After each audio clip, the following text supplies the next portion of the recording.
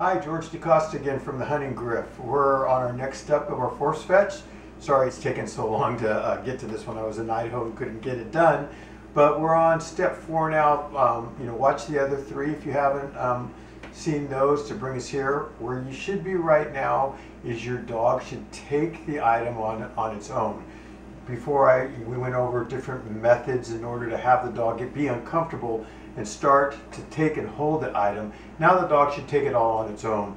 I gave you some different techniques of having the dog hold the item with the uncomfortableness, starting with maybe just a lead pulling up on it, throbbing in the ear, squeezing in the ear, all the way up to some of the harder stuff as far as some people use an ear pinch with a bottle cap and other things. But look at the other videos for that. So at this point, if you're following along with me, your dog should be taking the item without you having to do anything to it.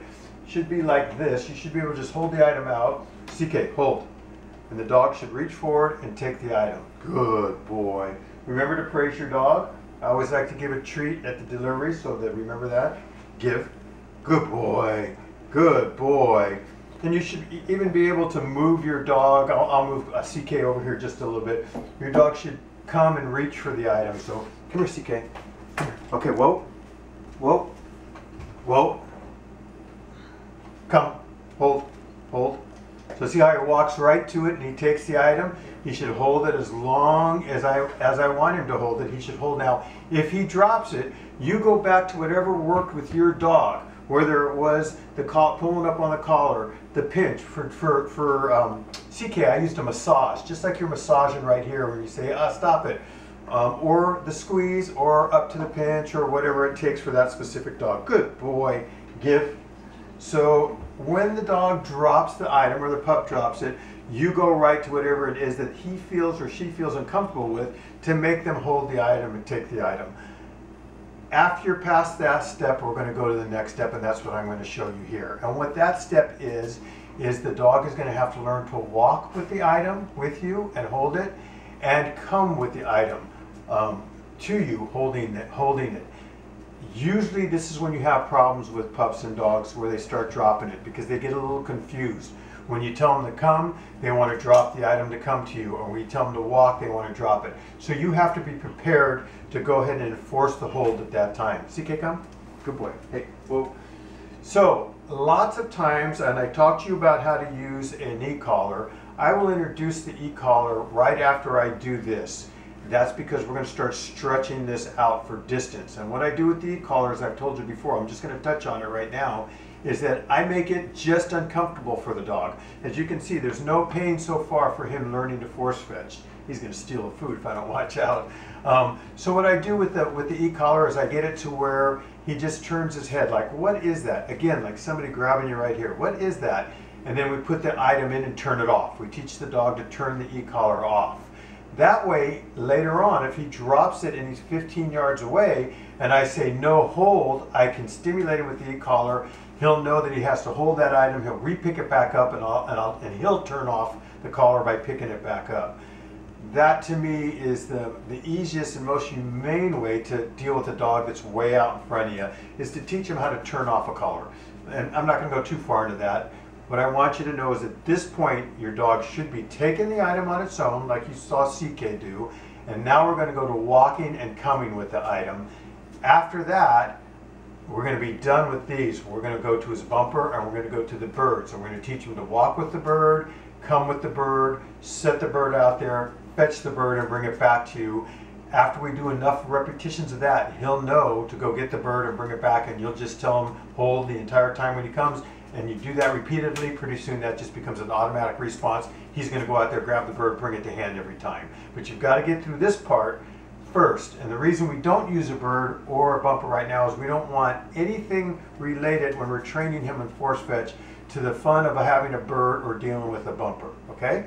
So now we're going to go to the next step. So I'm going to pull up on him. See, he already wants to hold it. Hold. And that's what your dog should be doing. It should be holding. Now he may drop it now. What we're going to do is walk towards the camera, and if he drops it, you're going to see I'm going to grab him, make him hold it again so he knows he's supposed to hold. I'm also going to tell him what he's supposed to be doing while we're doing it, because I don't really want him to fail at this point. No hold. No hold. Good boy, good boy. Give. Good boy. So you can see I reinforced that right there. Good boy. That's because I'm talking too much for this young pup, but we'll get him to where he holds no matter what. So here we go. Next stage. Hold. And you can see him already walk up to grab that. Now I'm going to tell him to hold as we do the next step. CK, hold. Come. Hold. Come. Hold. Good boy. Hold. Come. Hold. Good boy. Whoa. Hold. Good boy. Good boy. Give.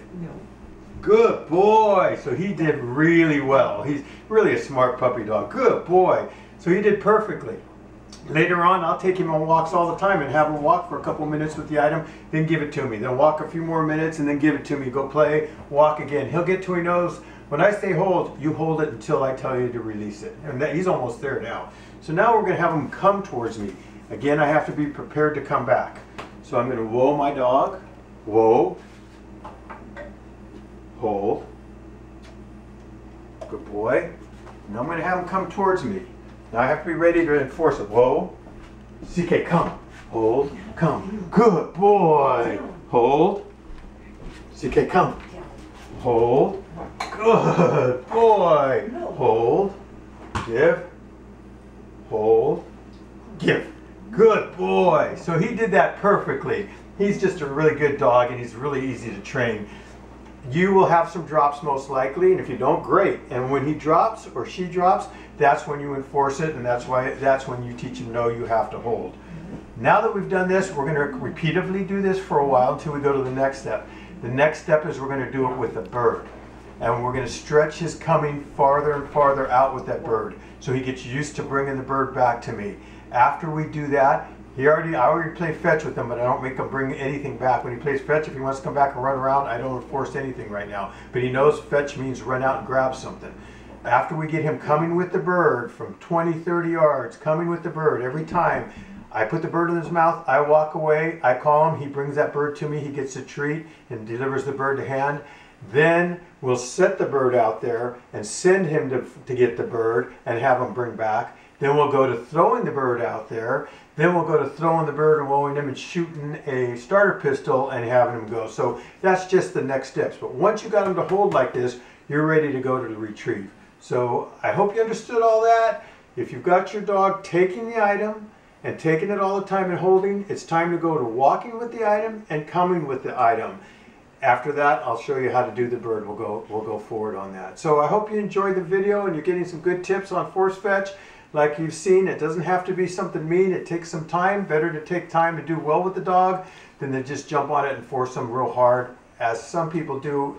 And many times a pro that's doing it and getting paid for it needs to do that because they have to get results quickly. If you're training your own dog, you take your time and do it at your dog's pace. So thank you very much for watching. Hope you enjoyed it.